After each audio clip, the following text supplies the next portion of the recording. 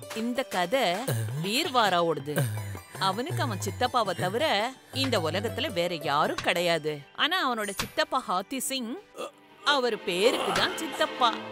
அசல் அவரு எதிரிங்களை விட மோசமானவரு. அந்த மனுஷனோட விருப்பம் என்னன்னா, அதாவது வீர்வராக்கு ஏதாவது ஒரு பிரச்சனையை கொடுத்து தன்னோட வீட்டை விட்டு அவனை வெளியில துரத்திட்டா அவரோட மொத்த சொத்தும் இவருக்கு கிடைக்கும்னு நினைச்சாரு. ஹாத்தி சித்தப்பா, என் வீட்டு கதவு திறந்திருக்கு, கொஞ்சம் பாத்துக்கோங்க. நான் இப்போ வந்துடுறேன். போப்பா கண்ணா போ. உனக்கு நான் கொடுக்க போற பிரச்சனை இல்ல. இந்த வீட்டை விட்டு துண்ட காணோம் துணிய காணோம்னு ஓட போற. டடக்கு டடக்குன்னு.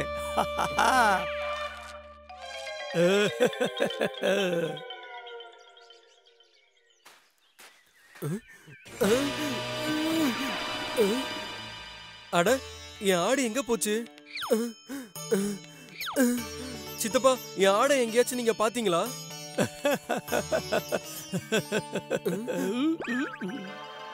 ஆட காட்டு பக்கம் எங்கேயாவது ஓடி போயிருக்கோம். அந்த வீர்வராக்கு தன்னோட முதல் அனுபவத்திலே தெரிஞ்சு போச்சு. அதாவது இந்த வேலைய அவனோட சித்தப்பா ஹாத்தி சிங் தான் செஞ்சதுன்னு அவனுக்கு தெரிஞ்சு போச்சு. அதனால அவன் ஒரு திட்டம் போட்டான்.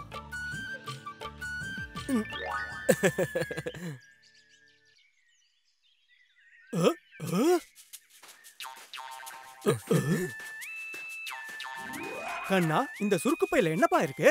சித்தப்பா, தொலைஞ்சு போன என்னோட ஆட்டை ரொம்ப கஷ்டப்பட்டு கண்டுபிடிச்சேன். எனக்கு பணம் தேவைப்பட்டுச்சு, அதான் நகரத்துல கொண்டு போய் அதை வித்துட்டேன். அதுக்கு பதிலா எனக்கு 4 சுருக்கு பை முழுக்க பணம் கிடைச்சது. காட்டு பக்கமா விரட்டி விட்ட ஆடு கிடைச்சிடுச்சா? அப்புறம் ஒரு ஆட்டுக்கு பதிலா 4 பை நிறைய பணமா? அது சரி, இது உண்மையிலேயே நல்ல விஷயம்தான். இங்க குறைவான விலைக்கு வாங்குவேன், அப்புறம் அங்க போய் அதிகமான விலைக்கு வித்துட்டு வருவேன். டடக்கு டடக்கு.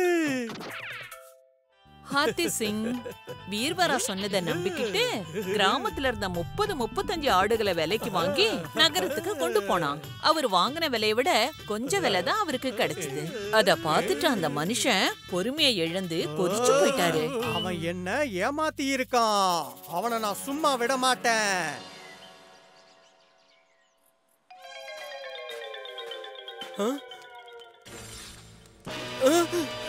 என்னது இது? அடடா, என் அண்ணன் பிள்ளையோட வீடு. இதெல்லாம் எப்படி நடந்துச்சு?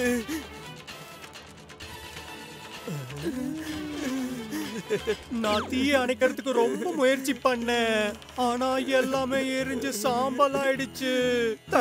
தடன்னு வீடு எரிஞ்சு போனதுனால வீர்வரா ரொம்ப அழுதான். இந்த சம்பவம் நடந்ததுக்கு அப்புறம் அவன் நிரந்தரமா அந்த கிராமத்தை விட்டே போகணும்னு முடிவு பண்ணி தன்னோட வீட்டு சாம்பலை எடுத்துக்கிட்டு அங்கிருந்து புறப்பட்டான்.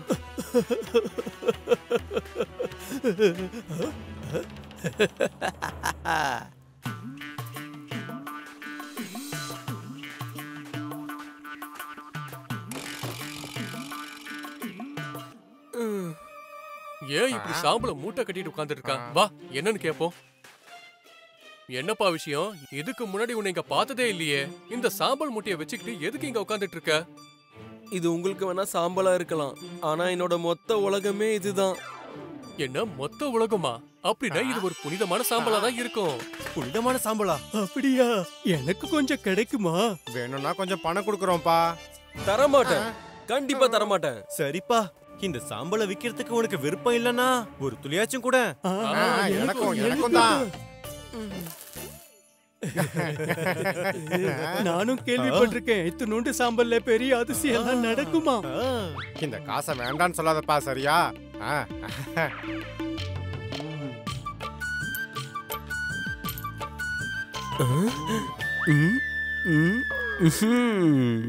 இப்போ வீர்வராவை பெரிய சாதுன்னு நினைச்சுக்கிட்டு அவன் கையால அந்த ஒரு துளி சாம்பலை வாங்கறதுக்காக ஜனங்க கூட்டமா வந்துட்டாங்க. அப்புறம் அந்த சாம்பலுக்கு பதிலா ஜனங்க வீர்வராக்கு நிறைய பொற்காசுகளும் கொடுக்க ஆரம்பிச்சாங்க. இப்போ வீர்வரா கிட்ட சாம்பலுக்கு பதிலா நிறைய பணங்காசுகள் சேர்ந்துருச்சு. அதை எடுத்துக்கிட்டு அவன் தன்னுடைய கிராமத்துக்கே மறுபடியும் திரும்பி போனான். அங்க அவன் சொன்னதை கேட்டுட்டு அவனோட சித்தப்பா ஹாத்தி சிங் ரொம்ப அதிர்ச்சி ஆயிட்டாரு.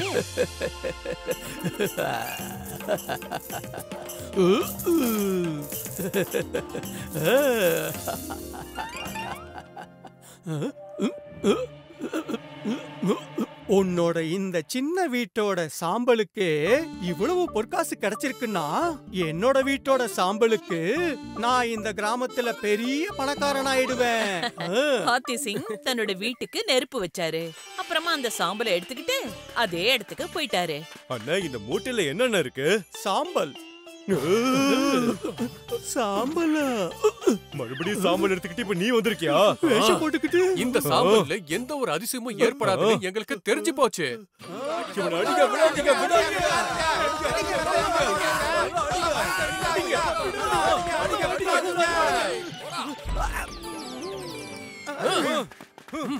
மறுபடியும் என்ன ஏமாத்திட்டியா? இந்த முறை அந்த வீரர் அவனா உண்டு இல்லைன்னு ஆக்க போறேன். உன்னை நான் சும்மா விட மாட்டேன். டடக்கு டடக்கு.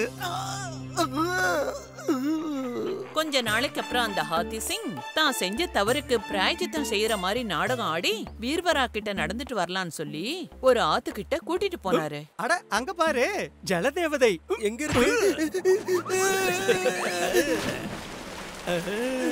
காப்பாத்துங்க, எனக்கு நீச்சல் தெரியாது. அது எனக்கு தெரியும். இப்ப நிம்மதியா போய் ஜலதேவதைய பாரு. ஏன்னா இங்க இருந்து கீழே போறவன் திரும்பி வரவே மாட்டான். டடக்கு டடக்கு.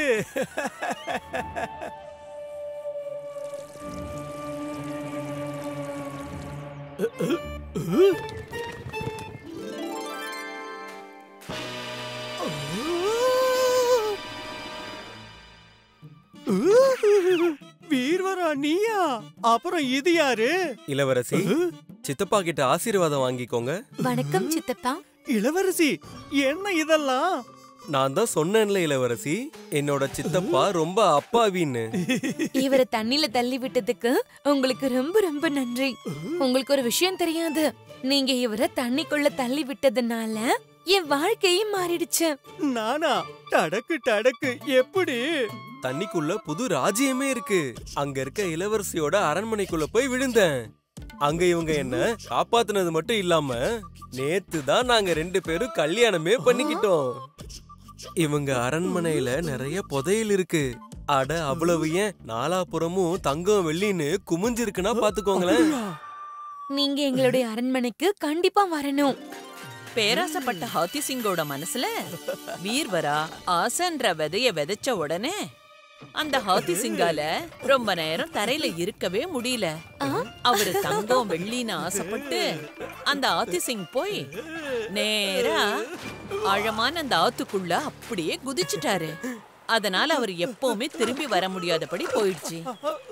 அட சித்தப்பா சீக்கிரம் போங்க, புதையல் உங்களுக்காக காத்துக்கிட்டு இருக்கு. எங்க இருக்கு? எங்க இருக்கு? என்னோட உயிரை காப்பாத்தி அப்புறம் இளவரசி மாதிரி நாடகம் ஆடி என் பாதையில இருக்க முள்ள அகற்றினதுக்கு உங்களுக்கு ரொம்ப ரொம்ப நன்றி. இப்படி படிக்காமலே இருந்தா கிணத்து தவளை மாதிரி இருக்க வேண்டியதுதான். சின்ன வயசுல இருந்தே கோபால் தன்னுடைய அப்பா கிட்ட இதையே தான் கேட்டுக்கிட்டு இருந்தான். ஏன்னா அந்த கோபாலுக்கு படிக்கிறதுல கொஞ்சம் கூட விருப்பமே கிடையாது. அதனாலதான் அவன் மத்த பசங்களை விட படிப்புல ரொம்ப பின்னாடி இருந்தான்.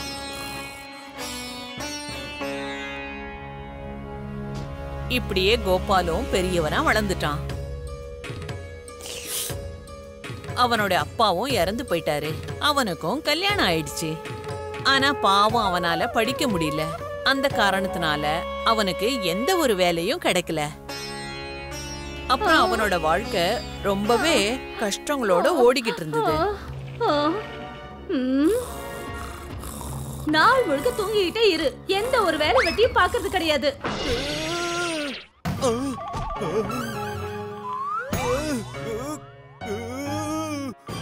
என்ன நடக்குது? ஏதாவது ஒரு வேலை வெட்டி செஞ்சு கொஞ்சமாவது காசு சம்பாதிக்கலாம்ல. வீட்டுக்கு கொஞ்சமாவது அரிசி பருப்பாவது வாங்கி போடலாம்ல. வேலை பார்க்கணுமா? ஆனா என்ன வேலை? ராஜா வித்யாதருக்கு கவிதைனா ரொம்ப பிடிக்கும்னு நான் கேள்விப்பட்டிருக்கேன்.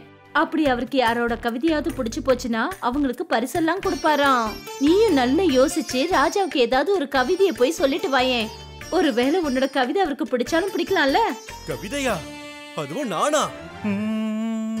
இவகிட்ட பேச்சு வாங்குறதுக்கு பதிலா பேசாம கவிதை எழுதலாம் அப்படின்னா. சரி சரி, நான் முயற்சி பண்றேன். மறுநாள் காலையில கோபால் குளிச்சுட்டு கவிதை எழுதுறதுக்காக ஒரு மரத்தடியில போய் உட்கார்ந்தான். ஆனா அவன் படிச்சதே கிடையாது. அதனால அவன் மூளையில கவிதை என்ன ஒரு வார்த்தை கூட வரல. அப்பதான் அவனோட பார்வை குளத்தங்கரையில இருக்கிற ஒரு பன்றி மேல பட்டுச்சு. அந்த பன்றி தன்னோட முதுக நல்லா ஒரு மரத்துல உரசிக்கிட்டு இருந்தது. அத பார்த்ததுமே கோபால் சொல்ல ஆரம்பிச்சிட்டான். இந்த அளவுக்கு நீ தேய்ன்னு தேய்ச்சனா உன் உயிருக்கு சங்கடம் ஏற்படும். அடடடடடா, என்ன ஒரு கவிதை! இந்த அளவுக்கு தேய்ன்னு தேய்ச்சா உயிருக்கு சங்கடம் ஏற்படலாம். இந்த கவிதை மகாராஜாவுக்கு நிச்சயம் பிடிக்கும். அப்புறம் இந்த வரிகளையே கவிதைன்னு நினைச்சுக்கிட்டு ஒரு ஓலையில எழுதிக்கிட்டான். இப்ப இந்த கவிதையை கொண்டு போய் மகாராஜாவுக்கு படிச்சு காட்டுறேன்.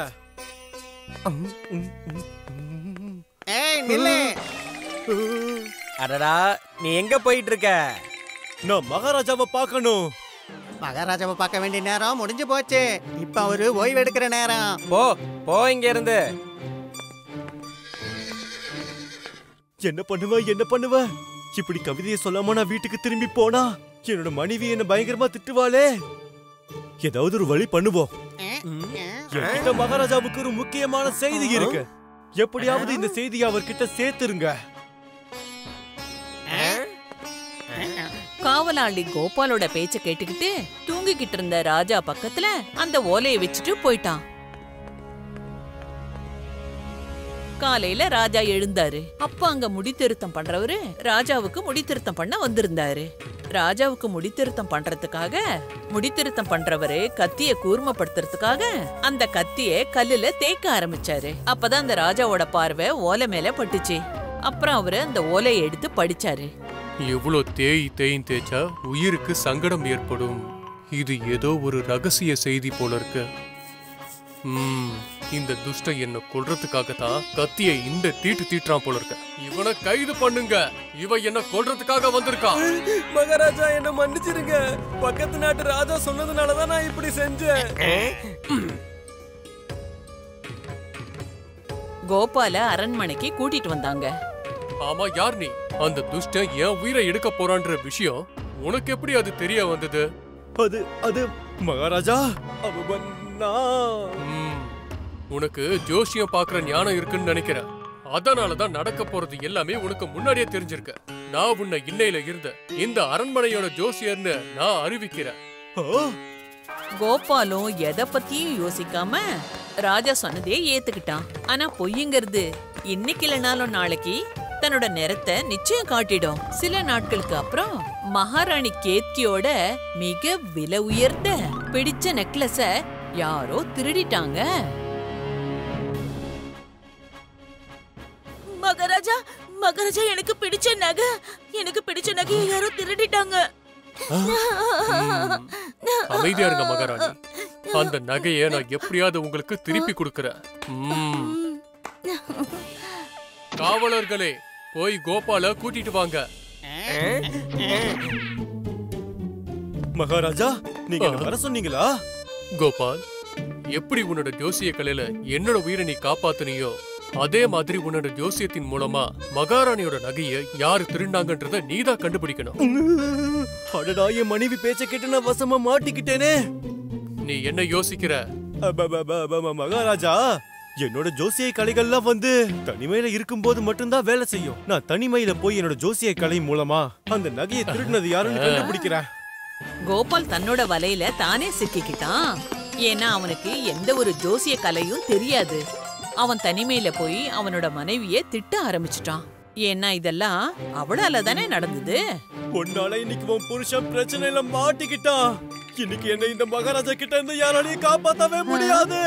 மகாராணியோட தாசி கோபால் சொன்னது கேட்டு பயந்துட்டா. ஏன்னா அவதானே தன்னோட புருஷனோட சேர்ந்து மகாராணியோட நெக்லஸ திருடினது. தயவு செஞ்சு எங்களை மன்னிச்சிடுங்க ஜோசியர் ஐயா. பேராசப்பட்டு நாங்க நெக்லஸ திருடிட்டோம். அந்த நெக்லஸ் இருக்கிற இடத்த நாங்க உங்களுக்கு சொல்லிடுறோம். தயவு செஞ்சு மகாராஜா கிட்ட எதுவும் சொல்லிடாதீங்க. அப்புறம் அவரு எங்களுக்கு மரண தண்டனை கொடுத்துருவாரு. சரி, இந்த முறை நான் மன்னிச்சு விடுறேன். போங்க, போய் அந்த நகைய அரண்மனைக்கு பின்னாடி இருக்கிற மரத்துக்கு அடியில வச்சிருங்க.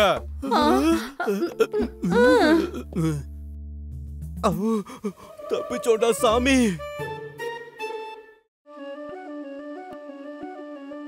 மகாராஜா வாழ்க. மகாராஜா, நான் அந்த நகையை கண்டுபிடிச்சிட்டேன். அது நம்ம அரண்மனைக்கு பின்னாடி இருக்கிற மரத்துக்கு அடியில இருக்கு. நான் காவலாளிகளை அனுப்பி வச்சிட்டேன். மகாராஜா, கோபால் சொல்றது உண்மைதான். இதோ மகாராணியோட நகை. பிரமாதம் கோபால், பிரமாதம். உண்மையிலேயே உன்னோட ஜோசிய கலை ரொம்பவே அற்புதம். கோபால் அதிர்ஷ்டத்தால மறுபடியும் தப்பிச்சிட்டான். ஆனா இப்ப அவனுக்கு சங்கடங்கள் இன்னும் அதிகமாக ஆரம்பிச்சுது. ஏன்னா அவனோட ஜோசிய கலையை பத்தின பேச்சு அக்கம் பக்கத்துல இருக்க ராஜ்யத்துல கூட பேச ஆரம்பிச்சிட்டாங்க. மகாராஜா, என்ன மகாராஜா ஏமாபிந்து அனுப்பி வச்சிருக்காரு. கேள்விப்பட்டோம் உங்க ஜோசியர் கோபால் ரொம்ப பெரிய ஞானியாமே. எங்க மகாராஜா அத உறுதிப்படுத்த விரும்புறாரு. அதான் அவரு என்ன அனுப்பி வச்சிருக்காரு. கேள்விப்பட்டது உண்மைதான். என்ன தெரிஞ்சுக்க விரும்புறீங்க சொல்லுங்க. அப்படி கோபால் ஜோசிய கலையால இந்த பெட்டிக்குள்ள என்ன இருக்குன்னு சொல்லிட்டாருன்னா நான் இவரோட கலை உண்மையானதுன்னு ஒத்துக்கிறேன். தாராளமா. கோபால் கோபால் மறுபடியும் ஒரு தடவை மாட்டிக்கிட்டான். அப்பதான் அவனுக்கு அவங்க அப்பா சொன்ன வார்த்தைகள் அவனுக்கு ஞாபகம் வந்துச்சு. அப்பா சொன்னது உண்மை. நான் கிணத்தடியில இருக்கிற தவளைதான். கோபால் சொன்னது அங்க இருக்கிற யாருக்குமே புரியல, அந்த மந்திரிய தவிர. ஏன்னா அந்த பெட்டியை திறந்து பார்த்தா உண்மையிலேயே அதுல தவளை தான் இருந்தது. நீங்க உண்மையிலேயே ஒரு மகான் ஜோசியர் தான். இந்த பெட்டிக்குள்ள இருந்தது தவளை தான். இந்த விஷயம் எனக்கு மட்டும் தான் தெரியும். கோபால் தன்னுடைய அதிர்ஷ்டத்தினால மறுபடியும் தப்பிச்சிட்டான். ஆனா அவனுக்கு தெரியும் இந்த விளையாட்டு ரொம்ப நாளைக்கு நடக்காதுன்னு. அதனால அவன் இதுல இருந்து விடுதலை பெறறதுக்காக என்ன வழின்னு யோசிக்க ஆரம்பிச்சான். மகாராஜா, என்னோட ஜோசிய கலையை பயன்படுத்துறதுக்கு என்கிட்ட 3 வாய்ப்புகள் தான் இருந்தது. நான் என்னுடைய அந்த 3 வாய்ப்பையும் உங்களுக்கு சேவை செய்யறதுக்காக பயன்படுத்திட்டேன்.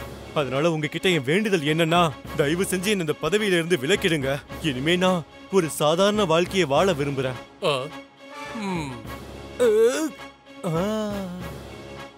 ராஜா அவன் சொன்னதை ஏத்துக்கிட்டாரு. அவனுக்கு பரிசா தங்கம் வெள்ளின்னு நிறைய கொடுத்து அவனை அனுப்பி வச்சாரு. வரப்போற தீபாவளிக்காக மக்கள் இனிப்பு செஞ்சுக்கிட்டு இருந்தாங்க. ஆனா ரூபா மட்டும் செய்யல. ரூபா ஒரு அனாதை பொண்ணு. அப்புறம் அவளுக்கு சொந்தக்காரங்கன்னு யாரும் கிடையாது. அந்த கிராமத்து ஜனங்க தான் அவளுக்கு குடும்பமே.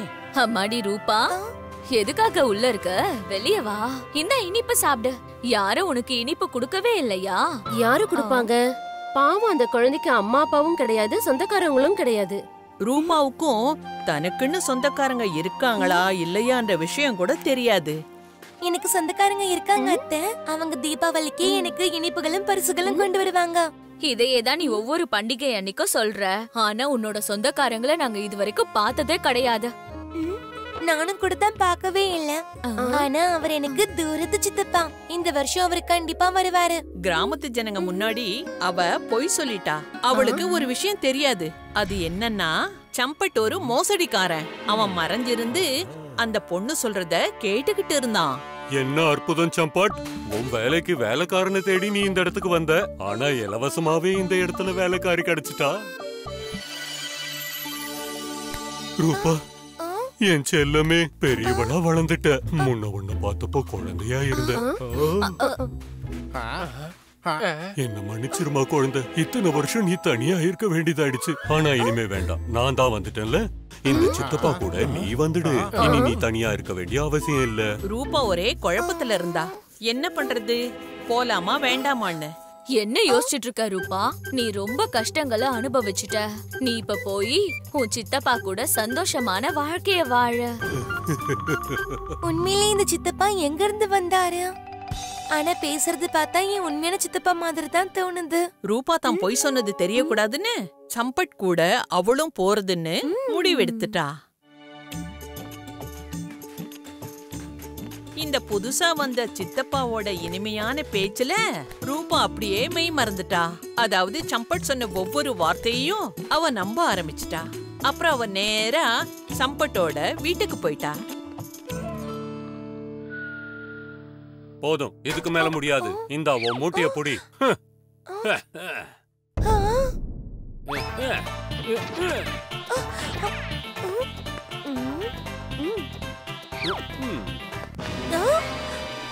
ஆமா, நீ யாரு? சம்பாட், உன்னோட போலி சித்தப்பா. ஏ முட்டாள் குழந்தையே, இனிமே நீ இங்கதான் இருக்க போற. வீட்டு வேலை எல்லாத்தையும் நீதான் செய்ய போற. இங்க இருந்து ஓடி போகணும்னு மட்டும் நினைச்சிடாத. போய் வேலையை பாரு. அப்புறம் எங்க அம்மாவை நல்லபடியா பாத்துக்கோ. அவங்களுக்கு கண்ணு தெரியாது, காதும் கேட்காது. இது எல்லாத்தையும் பார்த்ததுமே ரூபாவுக்கு புரிஞ்சு போச்சு. அதாவது அவ பெரிய தப்பு பண்ணிட்டான்னு, தெரியாத யாரோ ஒருத்தரை நம்பிட்டான்னு. ஆனா ரூபா ஒரு துணிச்சலான பொண்ணு. அங்க இருந்து அவ ஓடி போகணும்னு முடிவு பண்ணிட்டா. அப்புறம் ஒரு திட்டம் போட்டா. பயணம் செஞ்சு வந்ததால நான் ரொம்பவே சோர்ந்து போயிட்டேன். நான் கொஞ்சம் ஓய்வு எடுத்துக்கிறேன்னு. அப்புறம் வேலையெல்லாம் செய்யணும்.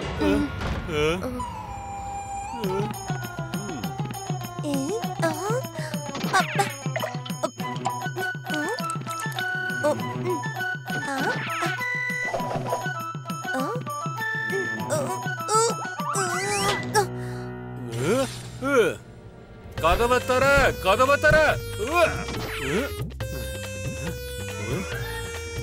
அட,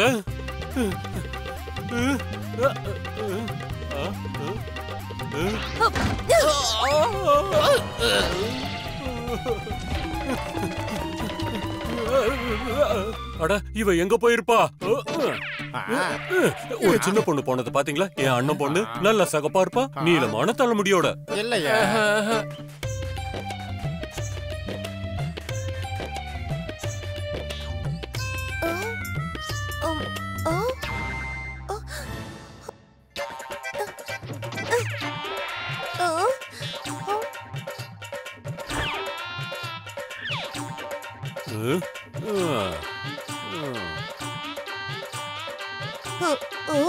இங்க சும்மா நிக்கிறதுக்குலாம் அனுமதி கிடையாது. இது தர்மசாலா ஒண்ணு இல்ல. ஏதாவது வேலை சரியா சொல்லு. ஆமாமா, வேலைதான் வேணும். நீ எங்கே நில்லு. யாராவது வழிபோக்கர்கள் வந்தாங்கன்னா அவங்களுக்கு அறைய காட்டு. எத்தனை வழிபோக்கர்களை கூட்டிட்டு வரியோ அத்தனை பொற்காசுகள் உனக்கு கிடைக்கும். சரிங்க சேட்ஜி.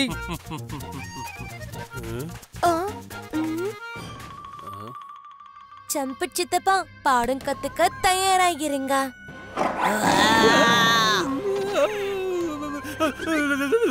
சித்தப்பா, என்னாச்சு? சிங்கம், சிங்கம். சிங்கமா? அட, அதெல்லாம் இங்க சாதாரண விஷயம். நான் சொல்றது கேளுங்க, எனக்கு இங்கே தங்கிடுங்க. சிங்கத்துக்கு என்ன, அதுக்கான இறை தேவை, அவ்வளவுதான். இறையா?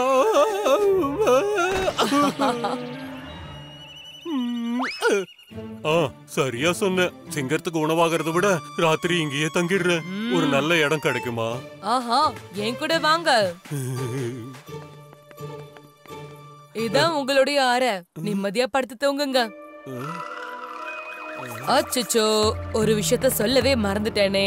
இங்க பின்னாடி இருக்கிற மயானத்துல இருந்து ராத்திரியில எப்பவாவது இந்த இடத்துக்கு பேய் வந்துரும். ஆனா பயந்துராதீங்க, அதுங்க பாக்குறதுக்கு தான் பயமா இருக்கும். ஆனா அதுங்க கண்டிப்பா பயமுறுத்தாதீங்க. என்னது பேயா?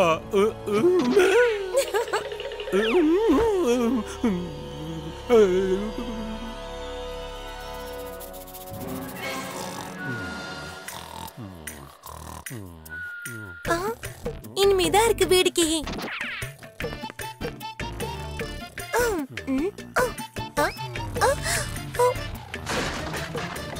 பூதம், பூதம், பூதம், பூதம்.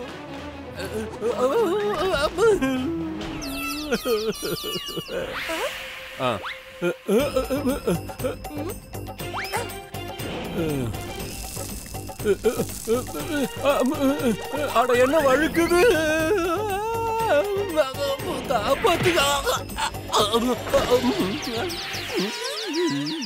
நீ என்னையே முட்டாளாக்குனல்ல, இப்போ நீ என்ன பண்றன்னு பாரு.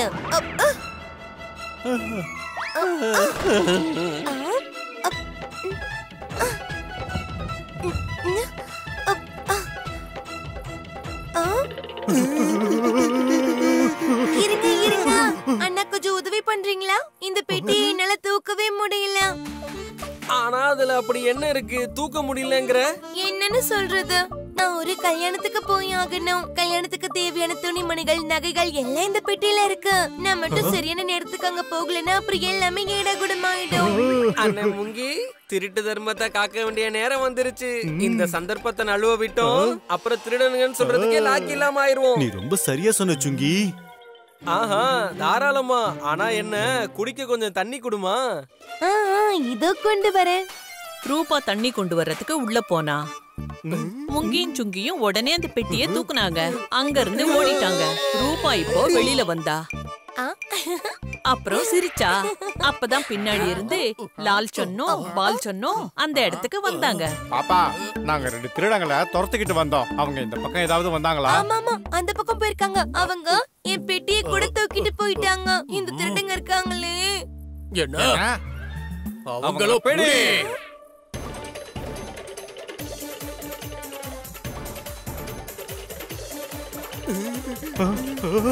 அண்ணா சுங்கி, வீரர்கள் துரத்துறாங்க. இதுக்கு மட்டும் நம்ம தப்பிச்சிட்டோம்னா நம்ம இன்னும் நிறைய கொள்ளடிக்கலாம். இந்த பெட்டியை தூக்கி வீசு. அப்புறம் இந்த மாதிரி தான் ரூபாவுக்கு சம்பட் கிட்ட இருந்து நிரந்தரமான ஒரு விடுதலை கிடைச்சது. என்ன காப்பாத்துங்க, பெட்டிக்குள்ள நான் இருக்கேன், என்ன காப்பாத்துங்க. அப்புறம் திரும்பி அவ வீட்டுக்கு போனா. ஆனா ஒரு புது பாடத்தை கத்துக்கிட்டதுக்கு அப்புறமா, அதாவது எப்போதும் தெரியாத எந்த ஒரு ஆளையும் நாம நம்ப கூடாதுன்னு. புரிஞ்சுதா? பிட்டு பிட்டு.